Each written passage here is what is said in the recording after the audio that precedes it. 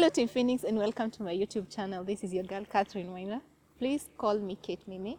This is another opportunity for us to listen to a healthcare worker. I believe that it is time that stories of healthcare workers are told by fellow healthcare workers. I have with me Ivy. Hi. Ivy Mwiwa. She's a lovely Kenyan registered nurse and a UK registered nurse. We want to hear her story. What is she doing in the United Kingdom? Why is she a nurse in the first place? And what can she teach us? Because I believe every healthcare worker has something to tell the public about what they do. So this is me ambushing her and telling her to teach us something about what she does. So let's listen to her. Welcome.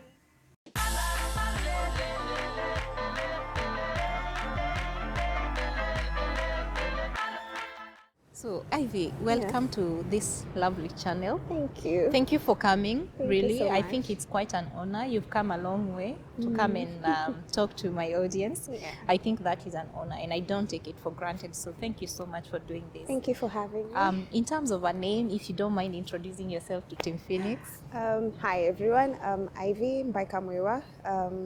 Oh yeah, that's my full name. That's lovely. And Ivy, you're a nurse. Yes, I am. That's very important for me because I call nurses my tribe. So whether you like it or not, you're my tribe's mate. Okay. What I've been trying to do on this channel is try to tell the stories of healthcare workers. I feel that we're living in times where so much is being said, and especially about healthcare workers, but they are not telling their stories. And by telling our stories, I believe you're going to inspire somebody who wants to be like you, probably not exactly like you, but probably to follow the career path that you followed.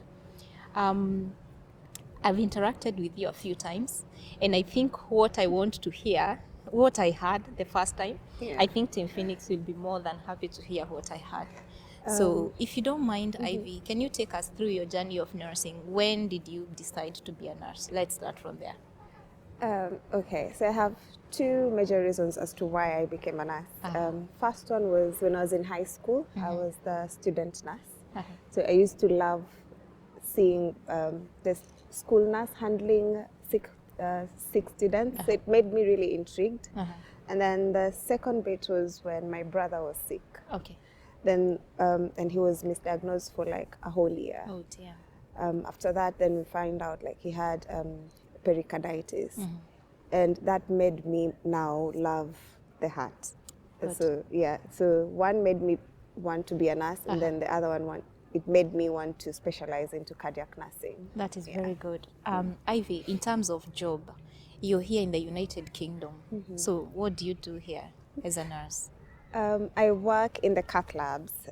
So cardiac cath labs is it's a department that deals with patients who've had heart emergencies like cardiac arrest, heart attacks, patients who come in, let's say if they have complete heart blocks or that in that spectrum. So are you telling me that you are an adrenaline junkie because anything stopping the heart, Ivy, is an emergency? I love so it. You love the adrenaline, the rush. I do. I love it, but I can't survive in an ED though. Oh, really? No. So you are on the hard side of things and not the chaotic I don't like chaos side of things. Yeah. So at least I find the heart side more organized because you're dealing with one organ that like you specifically dealing with one organ.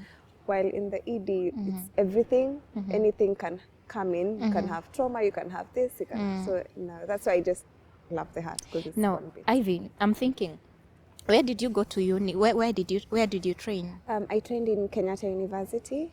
Oh, so that means you left high school straight to uni to study nursing. Yeah. Wow, that is very impressive. I was actually called to do education. Oh, okay. But I can't stand in front of many people to teach. So I was like, that's not for me. I can't. I won't be able to survive that profession. So, but I also wanted to be a nurse or a doctor. So, yeah. So we decided to. Here you are. Yeah. Now, I want to understand the Ivy that went to Kenyatta University, the Ivy that started working, and the Ivy that found herself in the United Kingdom. I hope I'm not asking for too much. No. Yeah. So Okay. I want you first to take us through you leaving uni, graduating spectacularly, as I know you did, and starting working. And at what point did you go into cardiac nursing? Or did you first of all practice general nursing? I just want us to have a chat. Oh, yeah. So Yeah. tell us. So I graduated in December 2013. Went for internship April 2014. So between that period, I was doing home-based nursing care, where we'll do like 24-hour shifts, then you rest for 24 hours, then so it was alternate days. And then I did a 1-year internship in Kisumu. There you rotate through all the departments. So immediately after my internship, I finished my internship like on Friday, and I started another job on Monday. Oh, lovely. So I did my internship in Kisumu. My new job was in Nairobi. So I had to, move. So, which wasn't that difficult. Then the new job, I started working as a staff nurse. Or a clinical nurse, but in an outpatient cardiac consultant clinic. So I did that for 2 years and some months. Then from there I moved to Aga Khan Mombasa. I will always say that name because I love that hospital with my everything. So I moved to Aga Khan Mombasa and still cardiology. So I started as a cath lab nurse there. And then after a year, I became the nurse manager in the cardiology department. Then I moved to the UK now in 2020, September. I am grateful, Ivy, that you are very brief and very precise, just like a cardiac nurse. But I am a girl of details. I know. What so details I'm taking do you you want? back. I'm taking you back. So, Ivy, what were you doing in terms of this cardiology outpatient consultancy that you're working? What were you doing? Okay. So in the cardiac clinic, we were a jack of all trades, literally. Because we were the receptionists. So I've ever been a receptionist, I can say that. And you have the face for it, you have the voice for it, you have everything going right for you. I know. Oh, thank you. So yes, I did. We were the receptionists. We were booking patients for clinics. We would give over the phone advice. I did echo training on job. And so I used to do the echoes there. I did stress tests, ECGs.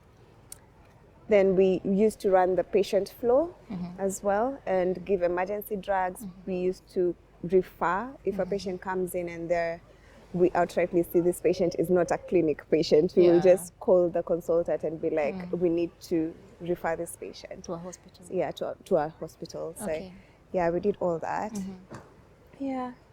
So you have always known that you wanted to do cardiac nursing. Yes. This is what Ivy wanted to do, and this is what Ivy is doing. Yeah.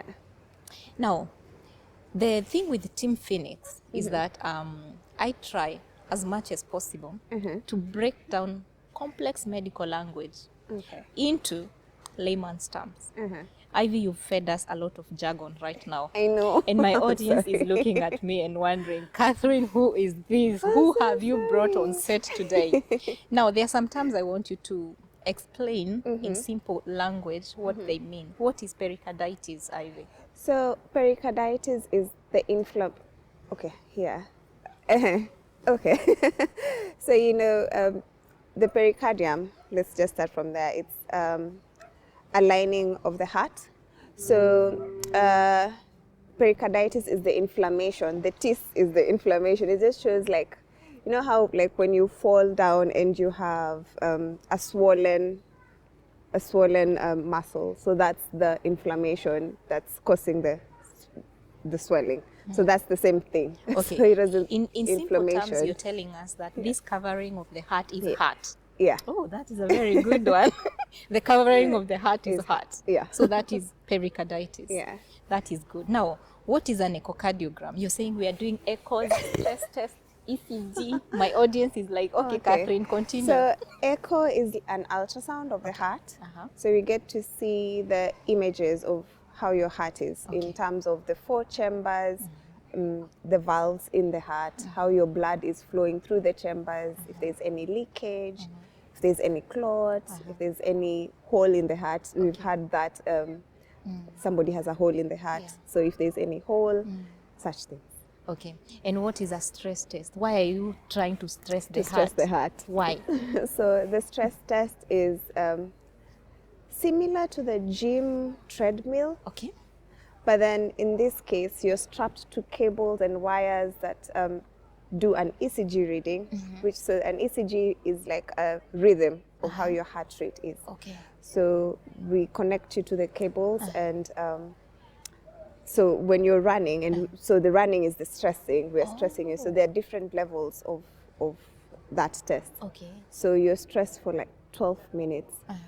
You don't have to get to the 12 Okay. if your heart isn't tolerating it. If you get chest pain in between, or if you feel dizzy, or you feel you just can't cope, you just have to say. Okay.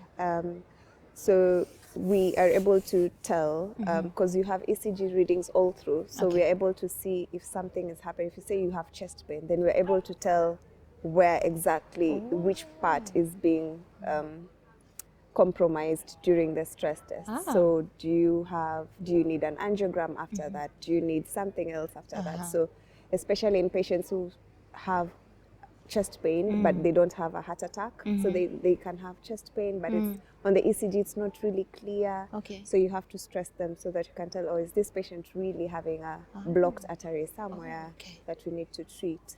Okay, I have a question. Now that you know so much about the heart, Ivy, which part of the heart stores love?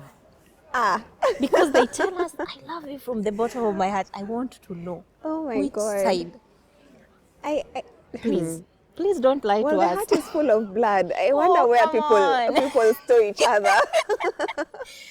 You want to tell us there's no part of the heart chambers that are stores full, man. Where are we storing someone's son? You sure? Somebody's son. Somebody's son. Son of your mother. It's not in the heart. It's a lie. It's a lie. It's a lie. I also have another question. When people say, you cause me so much heartache, which part of the heart is hurting? Well, we do actually have patients who come in after losing a loved one. Okay. And they present like they're having a heart attack. Okay. But when you do like an angiogram, it's fine. So there's a broken heart syndrome kind of thing. So yeah, heartbreak can lead to You hear that? There's something pain, called a broken to heart something syndrome. much worse. Just don't break my heart, you people. Otherwise, I'll have a broken heart syndrome, okay? So, Ivy, this is the second time on set someone is talking about Aga Khan Mombasa. Yeah. Now, the first time I talked with clinical officer who is now a cardiac sonographer in the UK, Mr. Kimani. If you've not seen that interview, please click on the link that I will attach and watch that interview. Kimani talked about Aga Khan Mombasa. Now, Aga Khan has been touted so many times by so many people about their training of their staff, about how they let staff, you know, they don't hold on to their staff. They actually encourage them to go out there and flourish. Now, Aga Khan Mombasa, you need to get in touch with me, okay? Because I'm mentioning your name on set, and it is because of the wonderful things that you're doing. So I want you to be honest. What is it about Aga Khan Mombasa that you say you love so much? Because you've said you love that hospital with all of you. God knows, yeah. I love, and this is not even, they don't even know I'm talking about them, but yeah, Aga Khan. You sure they've not paid you? They haven't paid me, Really? Catherine. We would have gone out.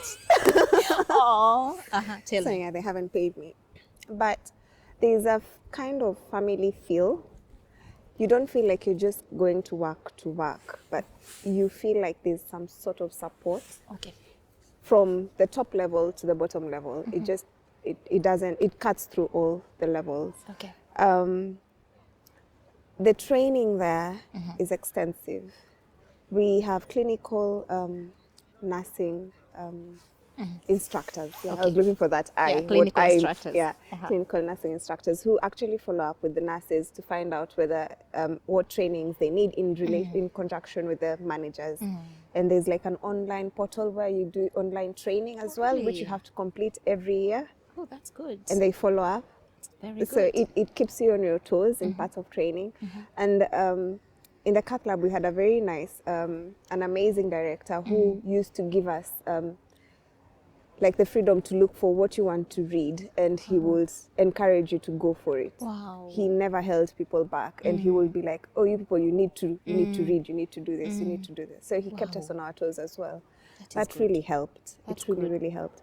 And every time there's like a new equipment, Aga Khan Mombasa, we'll always have one, Aw. and you'll be trained on it. So when that made it easy for me when I came to the UK, because the equipments were the same. Wow. I didn't Look at feel that. like, what is this? What is this? I was able to get along very Wow, well. that is very good. So you're telling me that the work culture and the work The work climate culture of is, yeah. Aga Khan is actually very, very friendly to new nurses who It want is. to learn, isn't Yeah, it? and it helps them transition really well. So are you telling graduates who are in Kenyatta University today, studying BSN, UOM, studying BSN, who are interested in cardiac nursing, Yes, are you please. telling them to apply at Aga Khan Mombasa? Yeah, Aga Khan Mombasa, please do. And Just apply. is it the same in Aga Khan Nairobi, Aga Khan Kisumu? Because I know Aga Khan have so Yeah, many so different branches. we are under Aga Khan Health Service. It's under Aga Khan Health Services.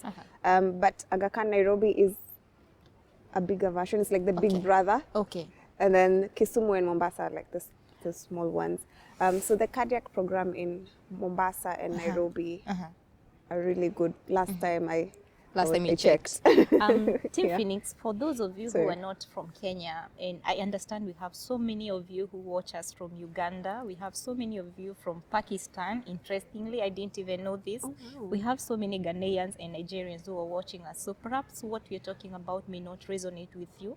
And to loop you in, Aga Khan is a group of hospitals, and they own a few media houses. Think about a media mogul somewhere. Think about Bloomberg, for example, in the USA, owning a media house and also owning different hospitals, private hospitals. So Aga Khan is such kind of a entity or enterprise. It owns a chain of private hospitals. Well, top notch, I have to say, top notch private hospitals, and this is where Ivy trained. Ivy, do you find that had you trained in a different setup, perhaps what you gathered from this private, if you had gone, for example, hospital A, public hospital in Mombasa, do you think it would have been different? It would have. It would have. Because I remember when I applied for the Cath Lab nurse, I did not know what Cath Lab was, honestly. I just applied for a clinical nurse. Okay. Then I was called later and was like, because of your experience, do you want to apply for Cath Lab? So I did another application and I was called for that interview. Okay. To be honest, I don't think I would have gotten that much exposure because my eyes were opened when I was there because of what we used to deal with. And not many public hospitals have Cath Labs either. Cath labs. That is very true. So it would have been Kenyatta by that time, and it's very difficult to get into Kenyatta. Kenyatta National Hospital, for those of you who are not from Kenya, is a level 6 facility.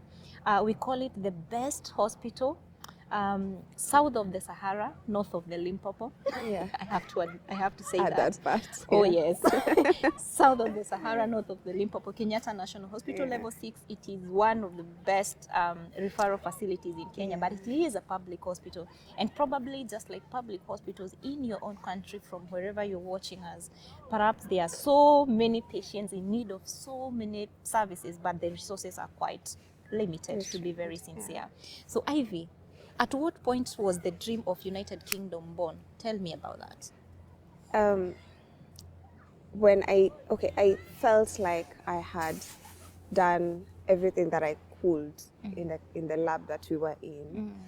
I wanted something else. I wanted something more challenging. And then I also wanted to get back to school. And we don't have any cardiac courses in Kenya. So I was like, the only way is for me to go out there as a nurse, try the Cath Labs there, and go back to school as well. Okay. Because I knew like here people handle more difficult cases than we do. Well, it's the same kind of patient skill, but it's more advanced. Okay. And that's what I wanted. So to grow, just to grow. Now, I have a very interesting question. So many nurses in Kenya hold an American dream. Yeah. Okay? Yeah. It's the American dream. Yeah. So why did you have a United Kingdom dream? So, Team Phoenix, thank you so much for being with us. This has been part 1 with Ivy. She's not going anywhere. She's just having a cup of tea. And then we're going to talk about other things that I think she has the best information to share with us. So please stay tuned, and a major shout out to Dave Kim 254 Studios. Please check out their link in the description box below. And if you're in the United Kingdom and you do not know Dave Kim 254 Studios, we need to talk. Come on, we need to talk. So tune in for part 2. Ta-da!